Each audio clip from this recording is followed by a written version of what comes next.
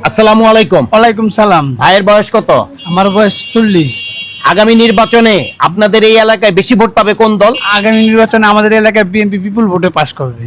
মানে প্রচারণা সবারই আছে, নাই তা বলতে না। জামাতও করতেছে, এনসিপিও করতেছে, যার যেমন ক্ষমতা মন করতেছে। যেমন বিএনপি হলো একটা বড় দল, এর কেরানীগঞ্জের মাটি বিএনপির ঘাঁটি, এটা চিরজীবন।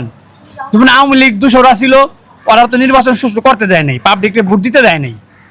আমি নিজেও কেন যে ভোট দেওয়া পারিনি, ঠিক আছে। তো এখন তো ভোট জিনিয়ন হবে, যেহেতু ইউনুস স্যার আছে বা বাংলাদেশে জিনিয়ন ভোট হবে, মানুষ ভোট দিতে পারবে।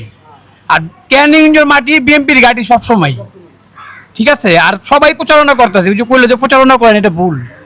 কদিন আগে এনসিবি কদমতলী শোডাউন করছে, জামাত ইসলাম মসজিদে শোডাউন করতেছে এবং প্রচারণা চালাইতেছে। কথা বুঝছেন না?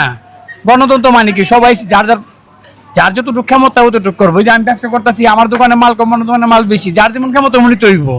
তো বিএনপি হলো একটা বৃহত্তম দল, বড় দল, ওনাদের সুযোগ সুবিধাও মনে থাকবে। কথা বুঝছেন না? বিএনপি হলো ঘরে ঘরে মানুষের, বুঝছেন না? তাহলে অল্লগ তার সবাই পারবো না। কারণ যদি অন্য অন্য দলে একটা শোডাউন করে, ওইব 5 জন, বিএনপির হইব 100 জন। এটা তো মানতেই হবে, মানতে হবে না? যেমন আওয়ামী লীগ যদি এখনো আসে, ওর কিন্তু 200 জন বাইরে হইব, ঠিক আছে না? ছোটখাটো দল তো ওইটা করলে তো রইব না। সবারই প্রচারণা আছে ভাইয়া, কোনো সমস্যা নেই।